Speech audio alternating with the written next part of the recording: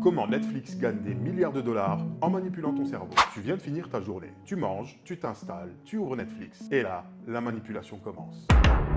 Tout d'abord, avec la technique du pied dans la porte. Je t'explique. Quand ton cerveau commence une tâche, il veut absolument la finir. Et ça, Netflix le sait très bien. C'est pour ça qu'ils misent tout sur le premier épisode. S'ils arrivent à te faire finir celui-là, ils savent que tu regarderas toute la série. Et donc, que tu ne te désabonneras pas. Mais attends, c'est pas fini.